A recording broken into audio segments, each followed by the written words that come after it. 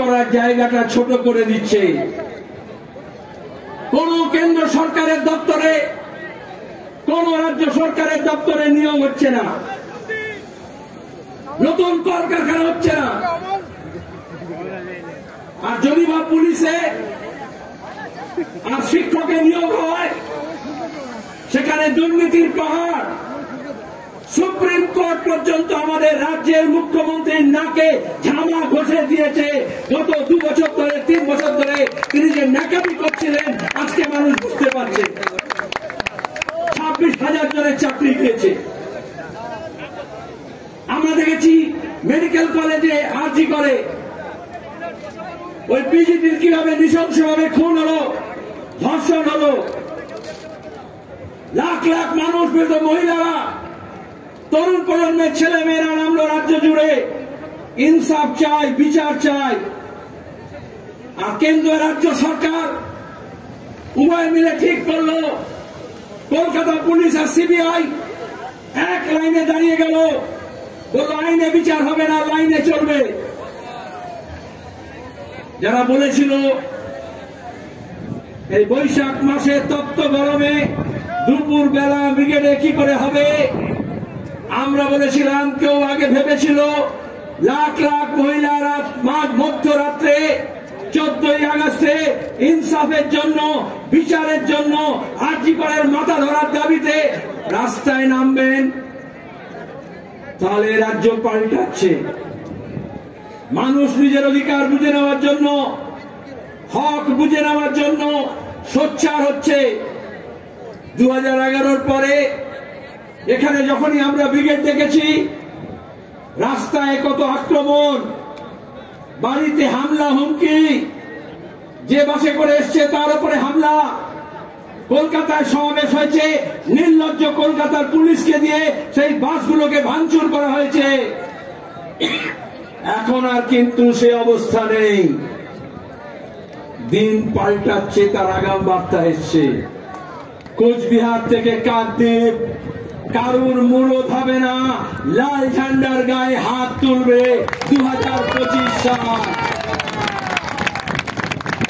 খেটে খাওয়া মানুষ, গরিব মানুষ, সবহারা মানুষ যখন এক কাটতে হয়, তার যে শক্তি, সেই শক্তির মোকাবিলা কেউ করতে পারে না। এজন্য আজকে বিজেপি আর তৃণমূল এই খেটে খাওয়া মানুষের ঐক্যকে ফাটল ধরাচ্ছে।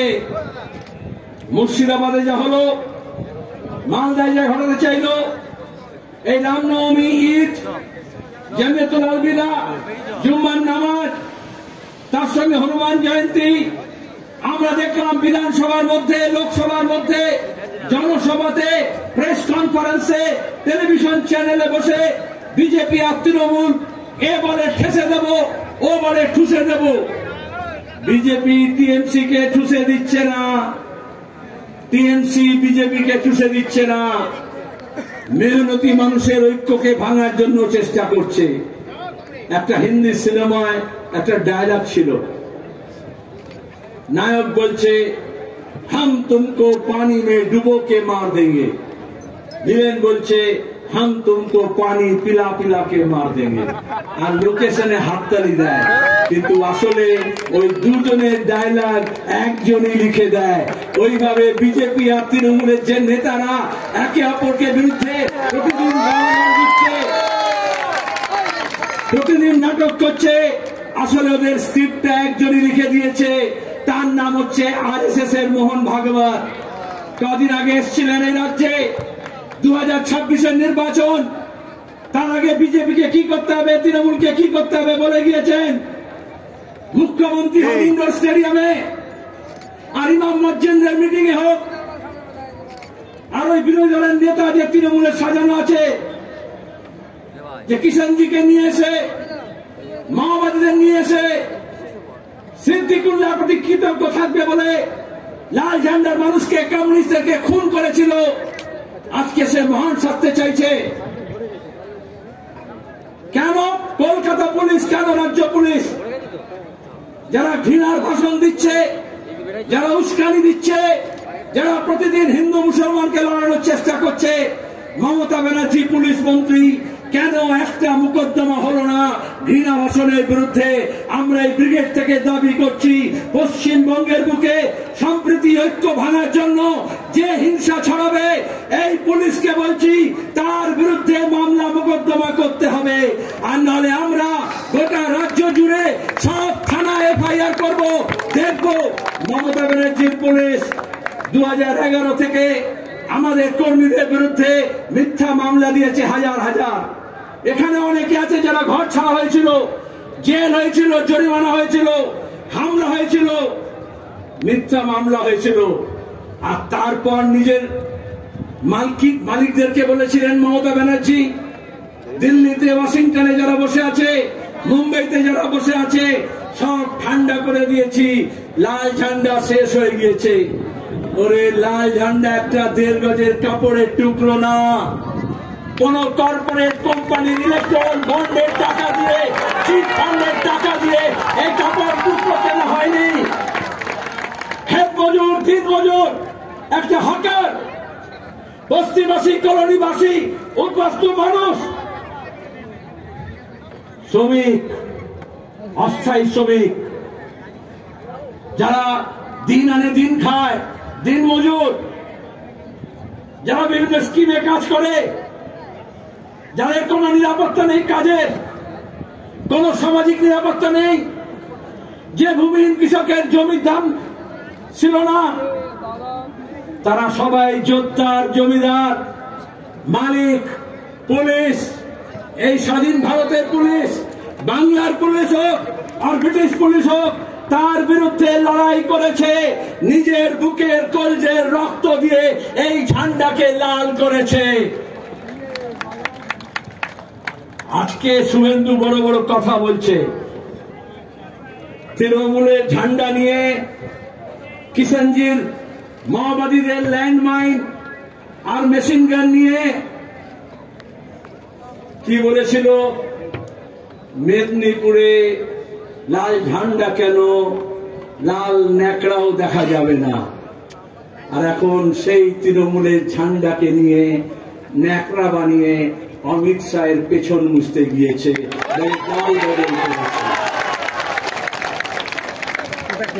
আমরা গর্বিত, আমাদের এই কর্মী বাহিনী, যাদের জন্য কোনো ছাউনি করতে হয়নি, এয়ার কন্ডিশন ক্যাম্প তো ছেড়ে দিন, তাও ছেড়ে দিন, কোন খানার ব্যবস্থা করা হয়নি। এই প্রচন্ড রোদে দুপুর বেলা কি করে এসে বসবে লাখ লাখ মানুষ, মিডিয়ায় নিয়ে গবেষণা করছিল। এই বাংলার দিশা পাল্টাতে, দশা পাল্টাতে আজকে আমাদের প্রকৃতিও সহায়, আজকে এত তপ্ত রোদ হয়নি, মেঘের চাদরে মুড়ে দেওয়া হয়েছে। কেন আমরা এসেছি? আমরা লড়াইয়ের বার্তা দিতে এসেছি। এখানে লড়াই শেষ না, আজ থেকে লড়াই শুরু। মানুষের যে দুর্দশা আজকেও দেখেছেন, খড়গপুরের রেশমি মেটালিক্স, যা তৃণমূলের নেতাদের তোলা দিয়ে কারবার চালায় আর জমি দখল করে, সেখানে দাঁড়িয়ে ধসে 3 জন শ্রমিকের মৃত্যু হয়েছে। আমি সেদিন গিয়েছিলাম মুর্শিদাবাদের শামশেরগঞ্জে, সুধীর সাজুর মোড়ে, কোথাও পুলিশের গুলিতে আর কোথাও দাঙ্গাবাজ হামলাকারীদের বিরুদ্ধে আক্রমণে যে মানুষ মারা গেল তাদের কাছে গিয়েছিলাম, ঐক্যের বার্তা নিয়ে, সম্প্রীতির বার্তা নিয়ে।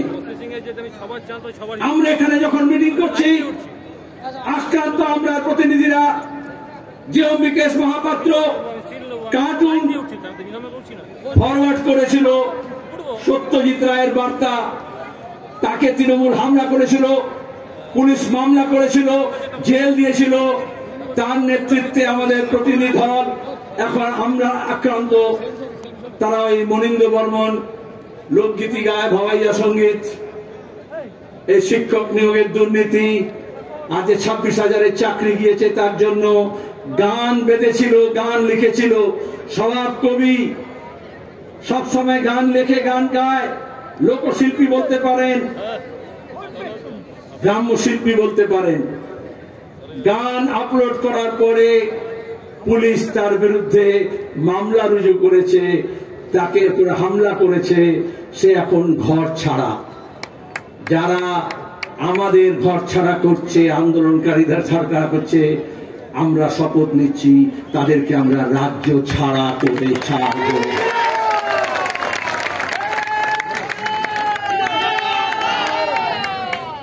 সুপ্রিম কোর্ট বলছে, দেশের আইন বলছে, প্রতিদিন মোদী সরকারকে চপটাঘাত করছে।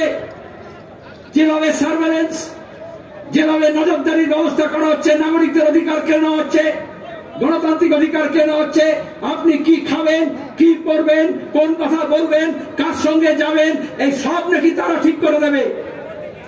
আমাদের সংবিধান বলছে আমাদের অধিকার আছে প্রত্যেকের নিজের নিজের মেরি মার্জি। সেখানে দাঁড়িয়ে আমাদের যে বৈচিত্র্য আছে, এই যে আলাদা পোশাক আছে, আলাদা খাদ্যাভ্যাস আছে, আলাদা বুলি আছে, আলাদা ভাষা আছে, আজকে একটা ফাঁসিবাদী রাষ্ট্র তৈরি করার জন্য যে না ফাঁসিবাদী ঝোঁক দেখা দিচ্ছে, আরএসএস এই কাজটা চেয়েছিল ধর্মের উন্মাদনা তৈরি করে, ধর্মীয় ভাবাবেগ তৈরি করে একটা ধর্মীয় রাষ্ট্র করব বলে তারা গোটা দেশে, উত্তর ভারতে, মধ্য ভারতে, পশ্চিম ভারতে গত 3 দশক ধরে যে তাণ্ডব নৃত্য করেছে, গুজরাটে যে গণহত্যা করেছে, আজকে মমতার দয়ায় আর দোয়ায় সেই আরএসএস আমাদের রাজ্যে ঘর বাঁধছে আর মানুষের ঘর ভাঙছে। রাজ্যের পুলিশ, তৃণমূল কংগ্রেস, রাজ্যের প্রশাসনের মুরদ নেই এই দাঙ্গাবাজদের আটকাবে। তার জন্য লাল ঝান্ডাকে মজবুত করতে হবে, ডান্ডাগুলোকে একটু মোটা করতে হবে, তবেই আমরা বুদ্ধদেব ভট্টাচার্যের ভাষায় বলতে পারবো এ রাজ্যে যারা দাঙ্গা করতে আসবে তার মাথা ভেঙে গুড়িয়ে দেওয়া হবে। এটা রাজ্যের মুখ্যমন্ত্রী সাহস করতে পারেন না। এই বাংলার বুকে জ্যোতি বসু বলেছিলেন যে আজকে গোটা পৃথিবী মানে, যে গোটা দেশ মানে। তাকে জিজ্ঞেস করা হয়েছিল দাঙ্গা কেন হয়, জ্যোতি বসু বলেছিলেন সরকার চাইলে দাঙ্গা হয় আর সরকার না চাইলে দাঙ্গা হয় না। তাহলে ধুলাগড় বলুন, বসিরহাট বলুন, রানীগঞ্জ, আসানসোল বলুন, উত্তরবঙ্গের বিভিন্ন স্থান বলুন, এই গত বছর রিসা বলুন, শিবপুর বলুন, মমতা ব্যানার্জি মুখ্যমন্ত্রী চেয়েছিলেন কারণ তিনি আরএসএস এর দুর্গা। আরএসএস তাকে পরিয়েছে, খাইয়েছে, লোকবল জুটিয়েছে, কর্পোরেট ফান্ড দিয়েছে, টাকা দিয়েছে, মুরব্বিয়ানা দেখিয়েছে, আর তারপরে যত সবাইকে এক কাট্টা করেছিলেন। জামাত, জমিয়ত, মাওবাদী, এসইউসি, বিজেপি সব এক হয়ে বলেছিল লাল হটাও, দেশ বাঁচাও। লাল হটেছে কিন্তু দেশ বাঁচেনি। তাই আজকে দেশ বাঁচাতে হলে আবার লাল ঝান্ডাকে মজবুত করতে হবে, উঁচু করে তুলে ধরতে হবে। এটা শুধু ব্রিগেড সমাবেশ না, কিষাণ সভা, ক্ষেত মজদুর সংগঠন, বস্তি উন্নয়ন সমিতি, সিআইটিউ কর্মীরা গত কয়েক মাস ধরে মাঠে, ময়দানে, খেতে, খামারে, কলে, কারখানায়, ইট ভাটা থেকে যেখানে বিড়ি বাঁধে, যেখানে মিড ডে মিলের ওয়ার্কার, যেখানে আইসিডিএস এর কর্মী, যেখানে আশা কর্মী, যেখানে বিভিন্ন স্কিম ওয়ার্কার, যেখানে বেকার ছেলে মেয়ে, যেখানে পরিযায়ী শ্রমিক, যেখানে গিগ ওয়ার্কার, তাদের সবার কাছে আপনারা গিয়েছেন। যে কৃষক ফসলের দাম পায় না তার লড়াই, যার সার কালোবাজারি হয় তার লড়াই, যে ফসল রাখার জায়গা পায় না কোল্ড স্টোরেজে তার লড়াই, যে মজুরি পায় না তার লড়াই, যে বেকার কাজ পায়নি তার লড়াই, আর যারা কাজ পেয়েও এই তৃণমূলের অপদার্থতার দুর্নীতির জন্য কাজ হারিয়েছে তাদের লড়াই। এই সব লড়াইকে মালা গাঁথার মতো করে আমাদের যেমন পুঁথি গাঁথা হয়, যেমন একটা মালা হয়, যেমন ফুলগুলোকে একটা সুতোর মধ্যে গেঁথে মালা তৈরি করা হয়, সেরকম এই ধরনের আন্দোলনগুলোকে গণ আন্দোলনের জোয়ার তৈরি করার জন্য প্রত্যেকটা আন্দোলনকে আমাদের ঐক্য একই সূত্রে গাঁথতে হবে। শেখ হাসিনা এজেন্ডা করছে, এজন্য বিজেপি আর তৃণমূলের দুজনেই প্রতিদিন দেখবেন যারা বলেছিল সিপিএম শেষ, লাল ঝান্ডা শেষ, বিজেপি বলছে ওখানে সিপিএম আছে, লাল ঝান্ডা আছে, বিজেপি বলছে ওখানে সিপিএম আছে, লাল ঝান্ডা আছে। আমরা বলছি হ্যাঁ আমরা আছি, কারোর দয়ায় আমরা বেঁচে নেই। আট পেটা খেয়ে না খেয়ে ঘর ছাড়া হয়েও আমার কর্মীরা লাল ঝান্ডা ছাড়েনি, ছাড়বে না। কারণ এটা একটা আদর্শ, এটা একটা লক্ষ্য। বিজেপি আর তৃণমূল এই বাংলাকে একটা লক্ষ্যহীন জায়গায় নিয়ে যেতে চাইছে, যেখানে আমাদের ইতিহাস, আমাদের সংস্কৃতি, আমাদের শিক্ষা, আমাদের ঐক্য সম্প্রীতি, আমাদের ভালোবাসার সম্পর্ক, আমাদের শান্তি, এই সবটাকে ওরা ছিঁড়ে খাবলে খেতে চাইছে। আজকের লড়াইটা হচ্ছে মানুষের দুর্দশা পাল্টানোর জন্য, আমাদের রাজ্য এবং দেশের দশা পাল্টানোর জন্য দিশা পাল্টাতে হবে। আর সেই দিশা, নতুন দিশার জন্য আমরা এখানে জড়ো হয়েছি। আর যখন সংকট হয়, যখন সমস্যা হয়, যখন বিপদ আসে, এমনকি যদি একটা রাস্তা দিয়ে হেঁটেও যান, যদি অ্যাক্সিডেন্ট হওয়ার ভয় থাকে, তাহলে বলা হয় একটু বাঁ দিকে চেপে যান, বাঁ দিকে ধরুন। আজকে রাজ্যকে, এই দেশকে বাঁচাতে হলে একটু বাম পথ ধরতে হবে। সেজন্য আমরা বলছি শুধু আমরা না, যে চারটি সংগঠন আজকে এখানে এসছে তারা না, আমাদের সঙ্গে অনেক সংগঠন যোগাযোগ করেছে। আপনারা সিআইটিউ, অল ইন্ডিয়া কিষাণ সভা, all India agriculture workers union, বস্তি উন্নয়ন সমিতি, চারটে সংগঠনে ডাক দিয়েছেন। আমরাও তো আসতে চাই। অনেকে দেখেছেন এখানে এসছেনও। আমরা বলেছি সবাই আসুন।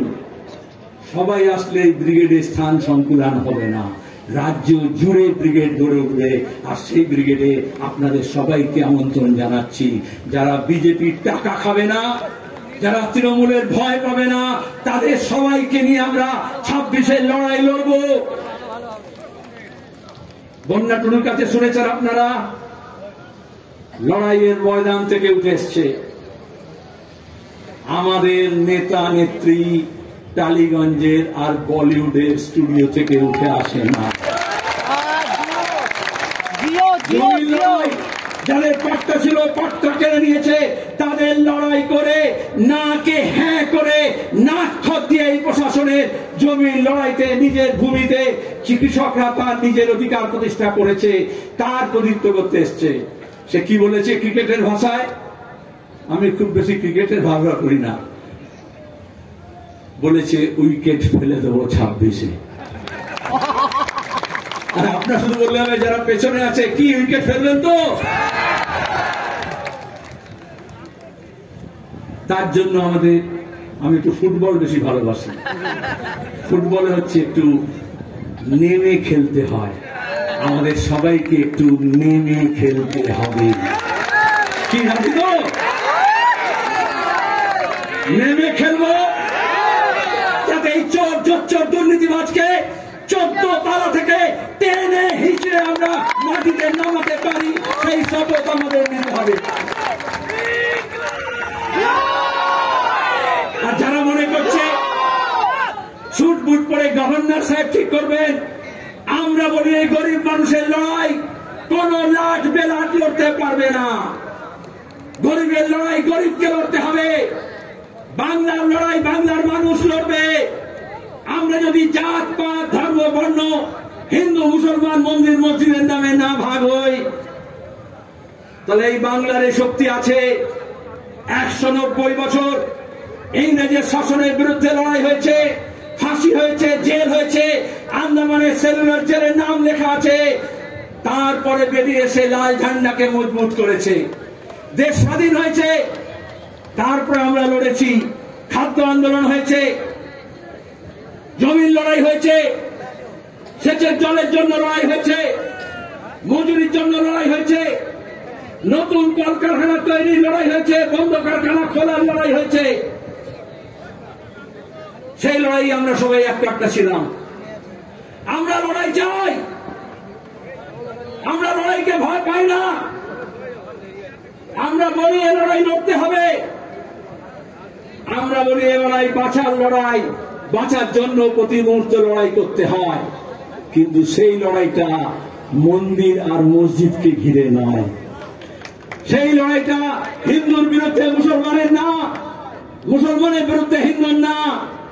ধর্মের নামে যারা বেসাতি করে, বাংলাদেশের দিকে তাকিয়ে দেখুন, গণপ্রজাতন্ত্রী স্বাধীন সার্বভৌম ধর্মনিরপেক্ষ বাংলাদেশ, সেখানে সংখ্যালঘু অত্যাচার হলো কেন হলো? যারা এখানে মারা কান্দি কাঁদছিল, কুমিরের কান্না কাঁদছিল বাংলাদেশের সংখ্যালঘু নির্যাতনের প্রশ্নে, তাদেরকে জিজ্ঞেস করে কি হলো? সাদ্দাম ফুরিয়ে গেল?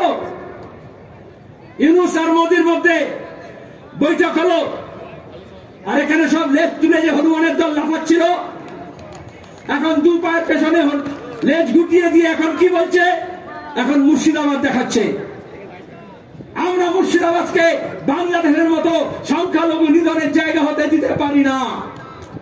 কমিউনিস্টদের শরীরে এক বিন্দু রক্ত যতক্ষণ থাকবে আমরা এই দাঙ্গাবাজদের বিরুদ্ধে লড়ে যাব, এই শপথ আমাদের নিতে হবে। আমাদের লড়াই হচ্ছে শিক্ষার জন্য, আমাদের লড়াই হচ্ছে স্বাস্থ্যের জন্য, আমাদের লড়াই হচ্ছে কাজের জন্য, আমাদের লড়াই হচ্ছে আমাদের মা বোনেদের ইজ্জত রক্ষার জন্য, আমাদের লড়াই হচ্ছে মানুষের সঙ্গে মানুষের সম্পৃক্তি গড়ে তোলার জন্য। এই বাংলাকে আমাদের পূর্বপুরুষরা তিল তিল করে গড়ে তুলেছে। এই বিজেপি তৃণমূলের হাতে এই বাংলাকে আমরা সর্বনাশ করতে দেব না। এই শপথ নিয়ে আমাদের ফিরে যেতে হবে। আচ্ছা, সরকারের কাজ কি?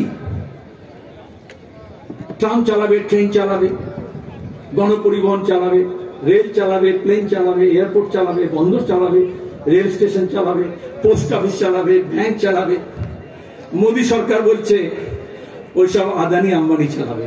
বলে তুমি কি চালাবে? বলে আমি মন্দির চালাবো, আমি মন্দির বানাবো, আর নাহলে আমি ওয়াকফ বোর্ড চালাবো, আমি ওয়াকফ সম্পত্তি রক্ষণাবেক্ষণ করবো। আরে বাবা, যখন ভোট চেয়েছিলে তোমার ম্যানিফেস্টোতে কথা বলেছিলে, তখন তো বলেছিলে সবকা সাথ সবকা বিকাশ, আর এখন হচ্ছে ধরে ধরে সবকা বিনাশ। ওয়াকফ আইন যে পাল্টালো, আজকে সুপ্রিম কোর্টও বলেছে, প্রাথমিক কথা বলেছে, ইন্টারিম কথা বলেছে, যে কথা আমরা বলছিলাম, আমাদের সংবিধানে সব ধর্ম, সব জনগোষ্ঠীর নিজস্ব মত অনুযায়ী, বিশ্বাস অনুযায়ী তাদের অধিকার আছে, সেটাকে পালন করা, সংগঠন গড়ে তোলা, প্রতিষ্ঠান গড়ে তোলা, তাকে চালানো। যেমন গুরুদ্বারা চলে, যেমন গির্জা চালানো হয়, যেমন এই যে তিরুপতির মন্দির দেবস্থানম চালানো হয়, তিরুমালা দেবস্থানম চালানো হয়। সরকার এসে বলছে ওরে বাপ রে বাপ, এখন মন্দির মসজিদে অনেক লাভ আছে, চল হট তোরা সর, আমরা এগুলোকে চালাবো। আরে তুই ট্রেনটা ভালো করে চালানো, যাতে ঠিক সময় ট্রেনটা চলে, ট্রেনের বাথরুম গুলো যাতে ঠিক মতো পরিষ্কার থাকে, আর এয়ারপোর্ট গুলোকে সব আদানির হাতে না দিয়ে, বন্দরগুলোকে আদানির হাতে না দিয়ে, যেটা চালানোর কথা সেটা চালা। ওরা ট্রেন বেঁচে দিচ্ছে, মমতা ব্যানার্জি কলকাতা ট্রাম ডিপো বেঁচে দিচ্ছে, বলে যা আছে।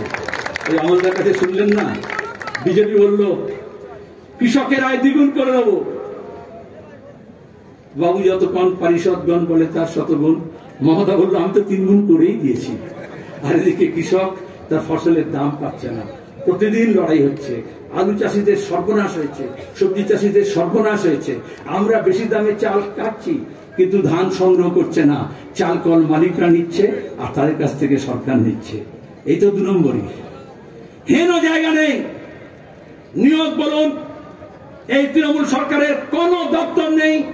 চ্যালেঞ্জ দিয়ে বলছি, যেখানে দুর্নীতি হয় না, আর কাটমানি হয় না, তোলাবাজি হয় না। এই বিজেপি প্রথম এসে খুব কাটমানি তোলাবাজি বলছে, এখন বলছে শুধু ভাগাভাগির ব্যাপার আছে। মমতা বলেছে 75-25, আর ওদিকে আরএসএস বিজেপি বলেছে ওই 75-এর মধ্যে 25 আমাকে দিলেও ভালো হবে। ব্যাস, তারপরে আর্জিকর ভুলে যাও, কয়লা পাচার ভুলে যাও, গরু পাচার ভুলে যাও, এই যে বালি পাচার ভুলে যাও, শিক্ষক নিয়োগের দুর্নীতি ভুলে যাও, নারদে যেমন ভুলে গেছো, চিট ফান্ড যেমন ভুলে গেছো। চোখের সামনে আছে। যারা আমরা বলতাম 10 বছর আগে এই ব্রিগেডে বলেছিলাম যে তৃণমূল কংগ্রেস 2014 মোদী সরকার আসার পরে মুকুল রায়কে দিয়ে বাইপাস করেছে, সরাসরি যোগাযোগ করেছে। আর আজকে দাঁড়িয়ে মমতা কি বলছেন ইন্ডোর স্টেডিয়ামে? মোদী ভালো, অমিত শাহ খারাপ। এটা নতুন কথা নয়। এক সময় বলেছিলেন বাজপেয়ী ভালো, মালপোয়া খাইছিলেন তার মাকে দিয়ে, আর আদবানি খারাপ। তারপরে 2014-তে বললেন আদবানি ভালো, প্রধানমন্ত্রী হলে সমর্থন করবো, মোদী খারাপ। এখন 2025-এ বলছেন মোদী ভালো, অমিত শাহ খারাপ। লিখে রাখো 2026-এ বলবে অমিত শাহ ভালো, যোগী খারাপ। এটাকে বলে কম্পারেটিভ অ্যাকসেপ্টেন্স, তুলনামূলক গ্রহণযোগ্যতা। তাহলে একজনকে খারাপ বলছেন সেটা নয়, অন্যজনকে বার্তা দিচ্ছেন মোর নাম এই বলে খ্যাত হোক, আমি তোমাদের। আরে আমরা অনেক আগে থেকেই জানতাম, এই জন্য মানুষকে বলছি ওদের এই হুজুগে আপনারা পা ফেলবেন না। ব্যাপক ডিজে বাজিয়ে, ব্যাপক টাকা খরচা করে, ব্যাপক তোমার রঙের তামাশা করে ওরা ধর্মকে কেন্দ্র করে রাজনীতি করতে চায়। জ্যোতি বসু আমাদের বলেছেন দুনিয়া জোড়া আমরা বামপন্থীরা বিশ্বাস করি ধর্ম যার যার নিজের নিজের, আর রাজনীতি আলাদা। ধর্ম আর রাজনীতিকে মেশাবেন না। বাংলাদেশে দেখেছেন ধর্ম রাজনীতি মেশালে কি হয়, উত্তরপ্রদেশে দেখছেন কিরম বুলডোজার পলিটিক্স হয়, গুজরাটে দেখেছি কিরম গণহত্যা হয়। আর পুলিশকে বলবো আইন অনুযায়ী, সংবিধান অনুযায়ী পুলিশের এটা দেখভাল করার কথা। পুলিশ মনে করে বাংলার এই পিসি ভাইপোকে রক্ষা করলেই হবে, কিছু করলে দেখবেন হাজার হাজার পুলিশ সব একসঙ্গে মার্চ করছে। আর কেন্দ্র বাহিনী মনে করে মোটামুটি যে চোররা তৃণমূল থেকে চুরি করে বিজেপি দিকে লাফিয়েছে, এই ডাল থেকে ওটা লেগেছে, তাকে রক্ষা করাই হচ্ছে কেন্দ্র বাহিনীর কাজ। তাহলে বাংলার মানুষকে কে রক্ষা করবে? গ্রামে গঞ্জে ওয়ার্ডে পাড়ায় মহল্লায় শুভবুদ্ধি সম্পন্ন মানুষ, গণতন্ত্রপ্রিয় মানুষ, ধর্মরক্ষ মানুষ, শুধু লাল ঝান্ডার না আরো অনেকে আছেন। তাদের সবাইকে নিয়ে আমাদের এলাকা ভিত্তিক একেবারে নজরদারি কমিটি তৈরি করতে হবে, যে এই সব হনুমানের নাচ যারা নাচবে, যারা দাঙ্গাবাজি করবে, তাদেরকে আমাদের আটকাতে হবে। সেই দায়িত্ব আমাদের গ্রহণ করতে হবে। ওয়াকফের আইনের সংশোধনের বিরুদ্ধে গোটা দেশে সবাই প্রতিবাদ করছেন, শুধু বিজেপি আর এই তৃণমূলের 5-6টা এমপি ছাড়া সবাই এককাট্টা হয়েছেন। তো কোথাও তো হাঙ্গামা হচ্ছে না, কোথাও তো দাঙ্গা হচ্ছে না। তাহলে কেন মুর্শিদাবাদে হলো? প্রশ্ন করব না, তদন্ত চাইব না। যতগুলো দাঙ্গা হয়েছে 2011-র পর থেকে আমাদের রাজ্যে একটাও বিচার বিভাগীয় তদন্ত হয়নি। বিচার বিভাগীয় তদন্ত হলে এজাজকে যে পুলিশ খুন করলো, হরসুন্দর দাস আর চন্দন দাসকে যারা খুন করলো, তার দুধ কা দুধ পানি কা পানি হয়ে যাবে। কিন্তু মমতা ব্যানার্জি তদন্ত করবেন না, বিচার বিভাগীয় তদন্ত চাইবেন না, আর বিজেপিও চাইবে না। তাহলে হিন্দু মুসলমান কি করে হবে? আমরা চাইছি বিচার বিভাগীয় তদন্ত হোক, দোষীরা শাস্তি পাক, যারা ওখানে আক্রান্ত হয়েছে, ক্ষতিগ্রস্ত হয়েছে, লুটপাটের জন্য যাদের সর্বস্ব গিয়েছে, তাদের সমস্ত ক্ষতিপূরণ দিতে হবে। প্রাণের ক্ষতিপূরণ দেওয়া যায় না, তাও তাদের ভরণ পোষণের দায়িত্ব নিতে হবে। আর বিচার বিভাগীয় তদন্ত হলে কারা ষড়যন্ত্র করলো, পেছনে কারা ছিল, ব্লু প্রিন্ট কারা তৈরি করলো, সেই সব বেরিয়ে আসবে। নাহলে বিজেপি তৃণমূল দুটোই মিলে দেখবেন সূত্র মারফত খবর বলে বলছে ওই অন্য জায়গা থেকে এসছে, বাইরে থেকে এসছে। আর যদি বাইরে থেকে আসে ধরে নি, তাহলে সীমানা পার হলো কি করে? বর্ডার ম্যানেজমেন্ট, জেলা পুলিশ প্রধান, ডিএম, এসপি আর বর্ডার সিকিউরিটি ফোর্স একসঙ্গে মিলে আইন অনুযায়ী, সংবিধান অনুযায়ী বর্ডার রক্ষা করে। তাহলে কেন হলো না? কেন ইন্টেলিজেন্স ফেল করলো? তুমি নজরদারি করো। সব থানাকে বলা হয়েছে আজকে এই সিআইটিউ, কৃষক সভা, বস্তি উন্নয়ন সমিতি আর ক্ষেত মজুরদের যে জমায়েত হবে, তাতেই এত ভয় পেয়েছে। মমতা সার্কুলার দিয়েছে সব থানায় যে খবর নাও কারা যাচ্ছে, কিসে যাচ্ছে, সব বাস মালিকের ঠিকানা নাও, কে বাস দিয়েছে, কে গাড়ি দিয়েছে। আমি বলছি আরে ভাই, এখন তো শুধু বাস দিয়েছে, তাতেই নাম ঠিকানা জোগাড় করছো, যখন বাস দেবে তখন তুমি এত সার্ভেলেন্স। এত নজরদারি, তাহলে ওখানে হাঙ্গামা দাঙ্গা কে করবে? বাইরে থেকে আসবে কি ভেতর থেকে আসবে? তোমার কাছে কেন নজরদারি ছিল না? আসলে পুলিশ রিফর্ম দরকার। পুলিশ রিফর্ম বামপন্থীরাই বলেছে, এ পুলিশ দিয়ে হবে না, এ দমদাস পুলিশ। গোটা দেশেই পুলিশ রিফর্ম ওভারডিউ আছে। এই রিফর্ম, ওই রিফর্ম, লেবার কোড পাল্টাও, এসব বলছে, কিন্তু পুলিশ রিফর্ম করতে হবে। মানুষের জন্য পুলিশ, ভিআইপির জন্য না। কেন ফায়ার ব্রিগেড যায়নি? 5 ঘন্টা আগুন লেগেছে, পাড়ার লোকজন আগুন বুঝিয়েছে। প্রশ্নের জবাব দেব না? চাইবো না? আমরা জবাব চাইছি। আর বিজেপি, তৃণমূল আর সাম্প্রদায়িক অন্ধ ভক্তদেরকে বলছি, আদম গণবী কমিউনিস্ট কবি ছিলেন, হিন্দিতে লিখতেন, একেবারে জনগণের কবি, আলপথে মেঠো পথে লিখতেন। তার একটা কবিতা ছিল, হিন্দু ইয়া মুসলমান হতে এহসাসাত কো মত ছেড়িয়ে। হিন্দু বা মুসলমানের আবেগকে নিয়ে খেলা করো না। হিন্দু আর মুসলমানের লড়াই লড়িও না। যদি লড়তে হয় তাহলে বেকারির বিরুদ্ধে লড়ো, যদি লড়তে হয় অশিক্ষার কুশিক্ষার বিরুদ্ধে লড়ো, গরিবের বিরুদ্ধে লড়ো। নিজের মাথার উপর যাতে ঠাঁই হয় সেই বাসস্থানের দাবি নিয়ে লড়ো, যাতে কাজ পায় লোকেরা, যাতে যারা চুরি করেছে, দুর্নীতি করেছে, সেই দুর্নীতিবাজরা জেলে যায়, সে লড়াই লড়ো। আমরা আপনাদের কাছে এই কথাই বলছি। আপনাদের সমর্থন নিয়ে এখানে যারা এসছেন তারা সব নয়, আপনারা ফিরে যাবেন। প্রত্যেককে অন্তত 10 জনকে বলতে হবে বার্তা। 26-এর লড়াইয়ের শুরু এখান থেকে হোক। এক একজন 10 জনকে গিয়ে বলবেন সবাই। এই বার্তা গ্রামে গ্রামে রুটে যেতে হবে, পাড়ায় মহল্লায় বস্তিতে কলোনিতে লড়ে যেতে হবে। আমরা একা নই। ওরা দেখায় লাল ঝান্ডা ছোট হয়ে গেছে, দুর্বল হয়ে গেছে, একা হয়ে গেছে। এই ব্র্যাগেট প্যারেড গ্রাউন্ডে লাল ঝান্ডা ছাড়া কারুর বাপের তাকত নেই, যারা লাল ঝান্ডা বিজেপি ধরাতে পারে।